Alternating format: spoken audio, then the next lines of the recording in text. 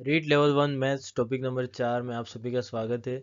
आज हम 3 topic discuss करने वाले हैं जो कि बहुत ही इंपॉर्टेंट है। अभाज्य गुणनखंड, एलसीएम एंड एचसीएफ। तो यहाँ पे सबसे पहले हम डिस्कस करेंगे सब अभाज्य संख्याएं, अभाज्य गुणनखंड, एचसीएफ, एलसीएम और उसके बाद 10 क्वेश्चन लेंगे पीवाईक्यू, जिसमें कुछ नए प्रश्न भी हैं और कुछ पीवाईक्यू प्रश्न हैं जो हमारी तैयारी के लिए बहुत ही इंपॉर्टेंट है। तो सबसे पहला टॉपिक है हमारा अभाज्य संख्याएं। तो अभाज्य संख्याएं जिनके गुणनखंड एक और स्वयं संख्याएं होती है, जैसे 2, 3, 5, 7, 11।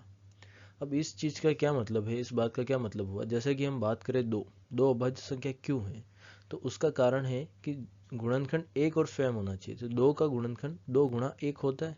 एक तो 1 हो गया और एक स्वयं संख्या 2 होगी। इसके अलावा हमको दो किसी भी गुणा के रूप में नहीं लिखा जा सकता। मतलब हम किसी और के पहाड़े में 2 को नहीं लिखेंगे 2 के अलावा। अब जैसे हम बात करते हैं 4 की, 4 यहाँ पे नहीं है। अब 4 अभाज्य संख्याओं में क्यों नहीं है?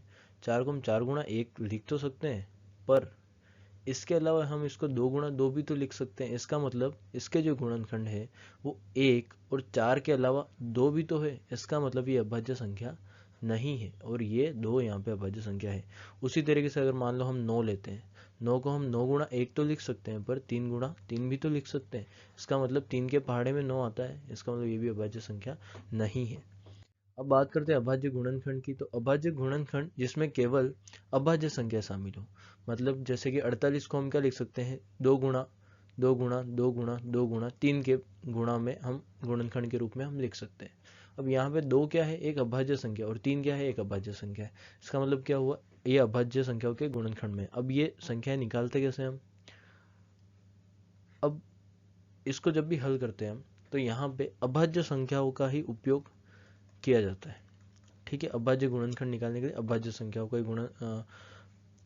गुणनखंड के रूप में लिखा जाता है। तो यहाँ पे जैसे 48 है, 48 में हम किसी जो सबसे पहली जो हमारी अभाज्य संख्या है उसका भाग देंगे। अगर पूरा पूरा उसमें जाता है तो उसका उपयोग करेंगे, नहीं जाता है तो जैसे सबसे पहले क्या है, 2 है, 2 का अगर भाग नहीं जाता 48 में तो 3 का करेंगे। अगर 3 का नहीं जाता 5 का नहीं जाता है तो 7 का, 7 का नहीं जाता तो 11 का। इस तरीके से जितनी अभाज्य संख्या आती है उन्हीं का उपयोग किया जाएगा, उसके अलावा किसी भी संख्या का उपयोग नहीं किया जाएगा। तो सबसे पहले 2 का अगर 48 में भाग दें तो जाएगा, क्योंकि 4 में भाग देंगे तो 2 बार जाएगा, और 8 में भाग देंगे तो 4 बार जाएगा। फिर 24 में 2 में 1 बार और 4 में 2 बार। फिर 12 में 6 बार और उसके बाद यहाँ पे 6 में 3 बार और 3 एकम 3। तो इसका मतलब क्या हो गया, 48 को हम क्या लिख सकते हैं, 2 गुणा 2 गुणा 2 गुणा 3।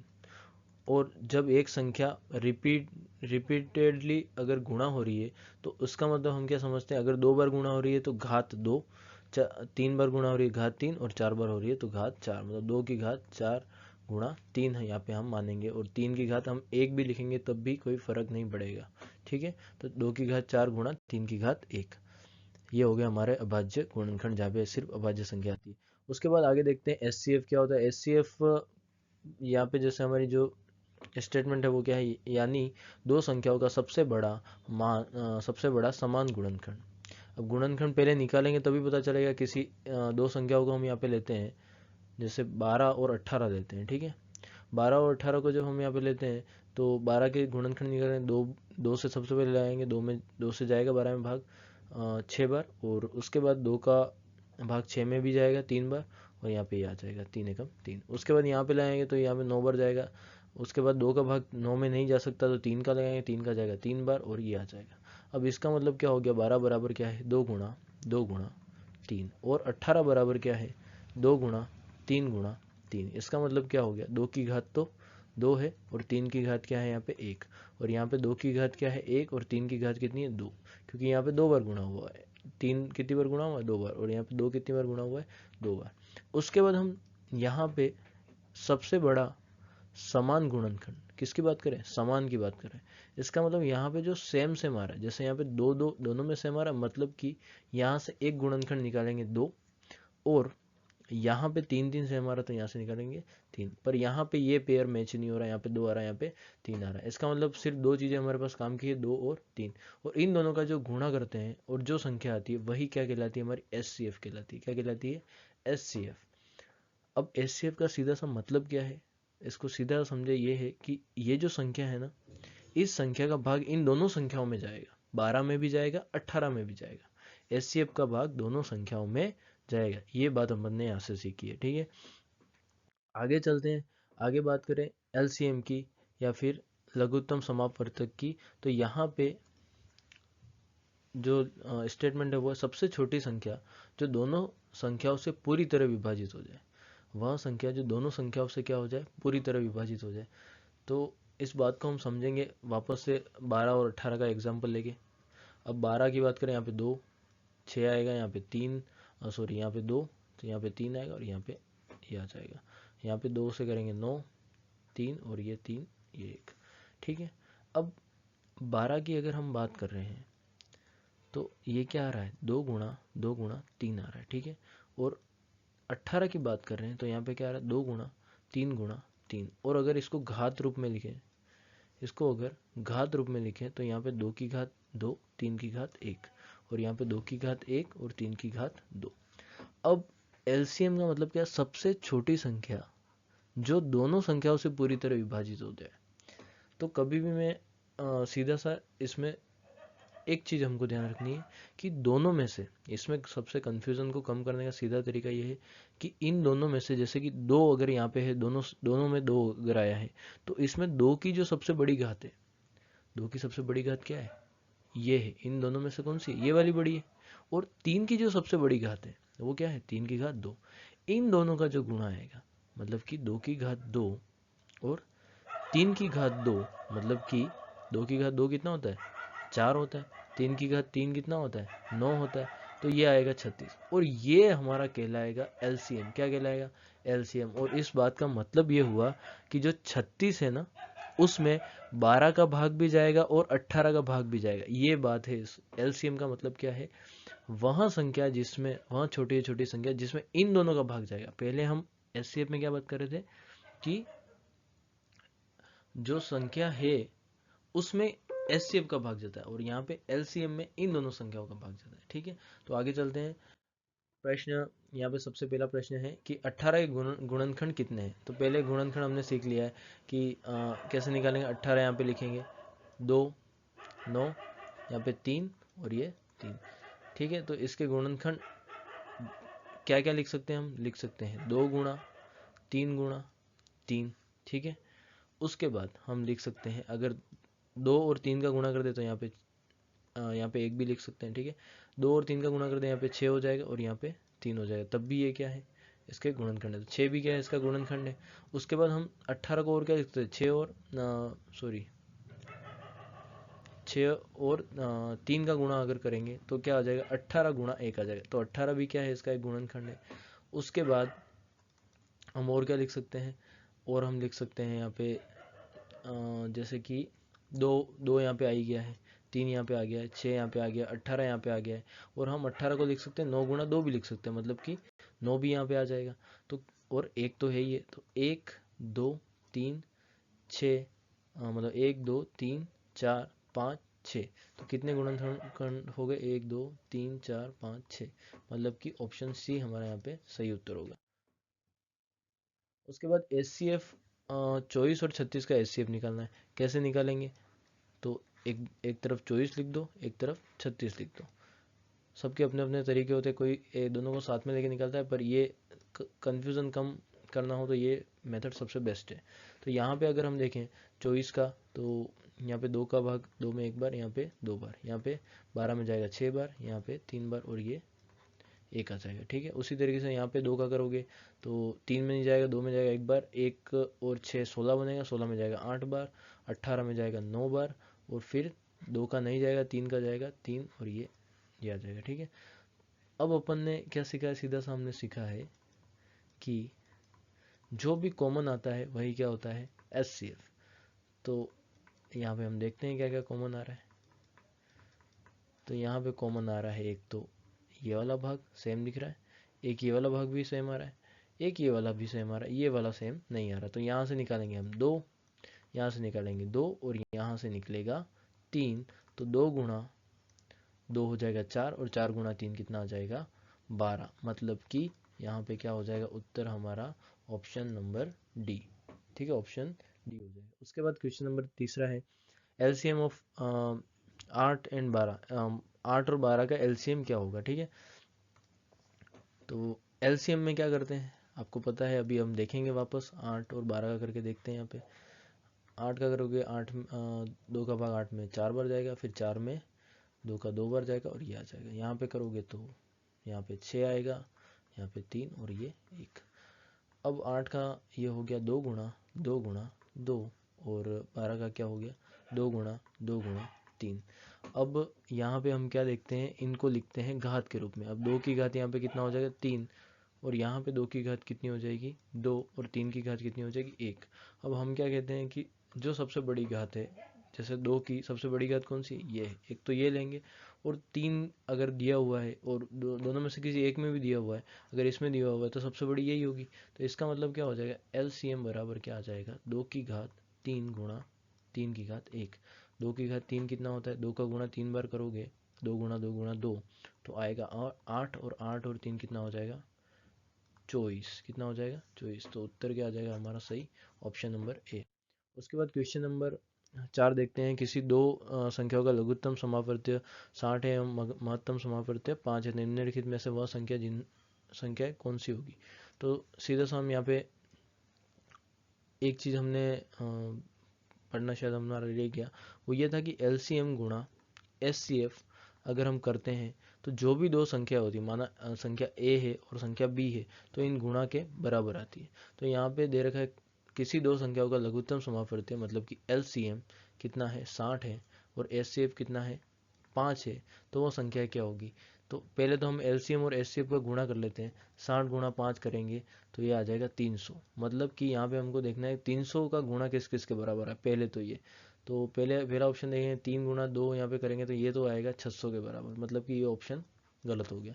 उसके बाद यहाँ पे देखते हैं ये 300 के बराबर आएगा, 10 गुणा 30 करेंगे 300 के बराबर आएगा। यहाँ पे 15 गुणा 20 करोगे ये भी 300 के बराबर आएगा, और 15 गुणा 40 करोगे तो ये 300 के बराबर नहीं आएगा, ये 600 के बराबर आएगा। इसका मतलब ये ऑप्शन भी। अब 2 और 3 की बात है। अब 2 और 3 की बात है तो 10 और 30 को पहले इस ऑप्शन को लेते हैं हम, 15 और 20 को, ठीक है। 15 और 20 का हम निकाल के देखते हैं, या तो SCF निकाल के देखते हैं LCM। पहले SCF निकाल के देखते हैं, अगर सेम आता है इसका मतलब ये उत्तर सही होगा। SCF निकालेंगे 15, और यहाँ पे क्या आ जाएगा 20। तो 15 का यहाँ पे निकालेंगे तो 2 का तो जाएगा नहीं, 3 का जाएगा 5 बार, और 5 ये आ जाएगा। यहाँ पे 20 का निकालेंगे तो यहाँ पे 10, यहाँ पे 2 वापस आएगा 5, और ये। तो यहाँ पे कॉमन क्या आ रहा है, यहाँ पे कॉमन आ रहा है सिर्फ 5। इसका मतलब SCF क्या आ रहा है इसका 5 आ रहा है, तो इसका मतलब कि ये बात क्या है सही है। और LCM निकालेंगे इसी का, तो LCM क्या आएगा, LCM भी देख लेते हैं। LCM अगर निकालेंगे सबसे बड़ी घात यहाँ पे 3 की सबसे बड़ी घात यहाँ पे क्या हो जाएगी, एक तो हो जाएगी 1। उसके बाद 2 की सबसे बड़ी घात क्या हो जाएगी, 2 गुणा 2 2 हो जाएगी, और 5 में दोनों में एक एक ही आ रही है, मतलब कि 5। तो 3 गुणा 4 गुणा 5, तो ये कितना आ जाएगा, ये आ जाएगा 20 और 60। इसका मतलब ऑप्शन नंबर हमारा कौन सा सही है, तीसरा सही है, ऑप्शन नंबर 3, ठीक है। उसके बाद आगे चलते हैं। क्वेश्चन नंबर 5 में दो संख्याएं 3 और 4 के अनुपात में है, इनका लघुत्तम समापवर्त्य 84, इनमें से बड़ी संख्या ज्ञात कीजिए।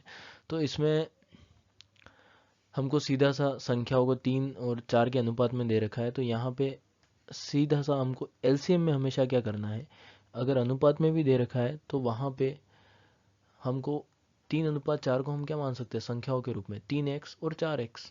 तो हमको LCM में हमेशा क्या करना है, भाग देना है। LCM में हमेशा क्या करना है, भाग देना। अब भाग देने का मतलब कि जैसे LCM हमको दे रखा है 84, तो हम पहली संख्या निकालने के लिए, जैसे कि 3 है, तो 84 में भाग देंगे 3 का, ठीक है।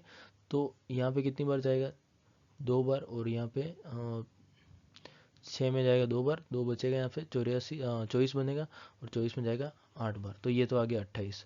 और उसी में अगर 4 की बात करें तो यहाँ पे कितना आ जाएगा 24। तो ये पूछ रहा बड़ी संख्या कौन सी होगी, बड़ी संख्या कौन सी होगी 28 होगी, सॉरी यहाँ पे कितना आ जाएगा 4 का 2 और यहाँ पे 1।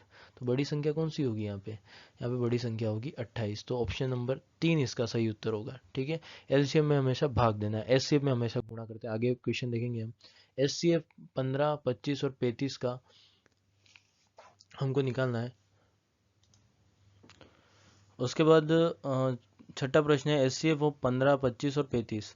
तो 15 को यहाँ पे लिख देते हैं, 25 को यहाँ लिख देते हैं और 35 को यहाँ लिख देते हैं। बारी बारी से सबका हम अभाज्य गुणनखंड यहाँ पे निकालते हैं। 2 का भाग 15 में जा नहीं सकता, 3 का लगाएंगे 5 बार जाएगा और 5 अभाज्य संख्या इसलिए किसी और संख्या का भाग जाएगा नहीं। फिर यहाँ पे 3 का लगाएंगे, 3 का भाग 25 में नहीं जाता है, 5 का लगाएंगे ये आएगा 5 और ये आ जाएगा। 35 की बात करें तो यहाँ पे 3 का लगाएंगे, 3 का भाग 35 में नहीं जाता है, 5 का लगाएंगे, 5 का जाएगा 7 बार और ये आ जाएगा ये। तो 15 बराबर तो क्या आ गया 3 गुणा 5। 25 बराबर क्या आ गया 5 गुणा 5। 35 बराबर क्या आ गया 5 गुणा 7। ठीक है, अब हमको निकालना क्या, SCF निकालना है। और SCF क्या होता है, SCF होता है कि जो क्या है कॉमन है। तो कॉमन क्या आ रहा है यहाँ पे 5 आ रहा है, 5 आ रहा है और 5 आ रहा है, तीनों में 5 आ रहा है। इसका मतलब क्या हो जाएगा SCF बराबर क्या आ जाएगा यहाँ पे 5 आ जाएगा। ठीक है, आगे चलते हैं क्वेश्चन नंबर 7। दो संख्याओं का लघुत्तम समापवर्त्य 36 है, LCM 36 है, तो यदि उनका अनुपात क्या है 2:3 है तो उनका योग क्या आएगा। ये एक तो हम इसको लिख सकते हैं 2x और 3x, और दोनों संख्याएं निकालने के लिए क्या करेंगे 36 बटा, अभी हमने समझा था कि LCM है तो क्या करना है हमेशा भाग देना है। तो 36 बटा यहाँ पे क्या आ जाएगा 2 आ जाएगा, 36 में 2 का भाग दोगे 18 आएगा, और 36 बटा 3 करोगे तो कितना आएगा 12 आएगा, और इन दोनों को जोड़ोगे ये दोनों संख्या आ गई 18 + 12 तो ये आ जाएगा 30। यहाँ पे पूछा गया है उनका योग, तो उत्तर क्या आ जाएगा यहाँ पे ऑप्शन नंबर 4 30। क्वेश्चन नंबर 8 है। दो संख्याओं का अनुपात 5:11 है, यदि उनका महत्तम समापवर्त्य 7 है, महत्तम समापवर्त्य कितना है 7 है, तो उन दोनों में से बड़ी संख्या क्या होगी। तो भाग SCF जब भी आता है तो हम क्या करते हैं गुणा करते हैं, क्या करते हैं गुणा। ये हमेशा हमको ध्यान रखना है, हम जब भी SCF की बात करते हैं तो क्या करते हैं गुणा करते हैं। तो यहाँ पे आगे हम देखते हैं 5 और 11 अगर दे रखा है तो 5x और ये क्या हो जाएगा 11x। अब साथ में गुणा देंगे 5 का तो ये आएगा 35। ठीक है, और साथ में गुणा करेंगे 11 का तो ये आएगा 77। तो इन दोनों में से बड़ी संख्या कौन सी है, तो बड़ी संख्या है 77, ऑप्शन नंबर 3। क्वेश्चन नंबर 9 है। 16 और 36 के लघुत्तम समापवर्त्य एवं महत्तम समापवर्त्य का अनुपात क्या होगा। तो दो संख्याएं हमारे पास 16 है और एक क्या है 36। इन दोनों का लघुत्तम एवं महत्तम समापवर्त्य क्या होना चाहिए ये हमको पूछा जा रहा है। तो हम निकाल ही लेते हैं, 16 यहाँ पे लिख देते हैं, 36 यहाँ पे लिख देते हैं। ये क्वेश्चन आया हुआ है रीट लेवल 1 2000 ये 22 में आया हुआ है। ठीक है, यहाँ पे गलती से टाइप हो गया है। यहाँ पे 16 में देंगे तो यहाँ पे आएगा 8, यहाँ पे 8 में देंगे 4, यहाँ पे आ जाएगा 2, यहाँ पे 1। ठीक है, और यहाँ पे 36 में देंगे 3 में जाएगा नहीं, 2 में जाएगा 1 बार, 1 बचेगा। यहाँ पे 16 बनेगा, 16 में 8 बार, फिर 18 में करोगे 2 का भाग 9 बार जाएगा, फिर 3 का ही जाएगा तो 3 और ये 1। ठीक है, तो अब हमको निकालना क्या है LCM निकालना है। तो LCM कैसे निकलता है, LCM निकलता है जो कॉमन आ रहा है। तो कॉमन यहाँ सीधा ही देख लेते हैं, 2 यहाँ पे भी आ रहा है, 2 यहाँ पे भी आ रहा है, 2 यहाँ पे भी आ रहा है, 2 यहाँ पे भी आ रहा है, मतलब कि सॉरी SCF में क्या देखते हैं हम कॉमन देखते हैं। तो यहाँ से 1 2 इस वाली लाइन से निकल जाएगा 2, और 1 2 यहाँ से निकल जाएगा, तो 2 गुणा 2 कितना आ जाएगा 4 आ जाएगा। SCF तो ये आ गया। LCM क्या आएगा, LCM भी देख लेते हैं। LCM क्या होता है जो सबसे बड़ी घात हो, तो यहाँ पे 2 की सबसे बड़ी घात क्या हो जाएगी 2 गुणा 2 की घात 4, क्योंकि 2 4 बार आ रहा है। यहाँ पे 2 की घात कितना आ जाएगा 2, और 3 की घात कितना आ जाएगा 2। तो बड़ी घात 2 की तो क्या हो जाएगी 4 हो जाएगी, और 3 की कितनी हो जाएगी बड़ी घात, 3 एक में ही आ रहा है और वो भी क्या आ रहा है 3 की घात 2। तो 2 की घात 4 तो आता है 16, और 3 की घात 2 कितना आता है 9, और 16 गुणा 9 करेंगे हम तो ये आएगा समथिंग 16 गुणा 9 आएगा 144। ठीक है, और इन दोनों का क्या निकालना है हमको अनुपात, किस किस का LCM और SCF का निकालना है। ठीक है, ये हमको ध्यान रखना है, LCM और SCF का अनुपात निकालना है। तो LCM अनुपात SCF, तो यहाँ पे ये आ जाएगा 144 भाजक 4, और इसको जब आगे सोल्व करेंगे तो ये आएगा 36:1। तो ऑप्शन नंबर 1 यहाँ पे हमारा सही उत्तर होगा। उसके बाद आगे चलते हैं क्वेश्चन नंबर 10वां। ये क्वेश्चन आप करेंगे और इसको कमेंट में बताएंगे आपका क्या उत्तर आता है।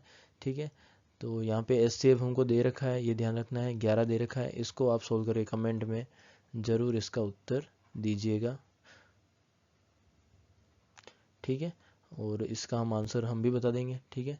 आप सोल्व कीजिएगा इसको, प्लीज़ कमेंट जरूर कीजिएगा, ठीक है। आगे बढ़ते हैं। इसका तो इस टॉपिक का तो एंड हो चुका है। अगला जो टॉपिक है हमारा वो है प्रतिशत लाभ हानि, सरल ब्याज और चक्रवृद्धि ब्याज। हम इसको अच्छे से कवर करने की पूरी कोशिश करेंगे। इसमें जो भी आपको इस वीडियो के बारे में जो भी अच्छा बुरा जो भी लगा, प्लीज़ कमेंट में ज़रूर बताइएगा हमको, ताकि अगली वीडियो में हम इम्प्रूव कर सकें। वीडियो देखने के लिए बहुत बहुत धन्यवाद। मिलते हैं अगली वीडियो में।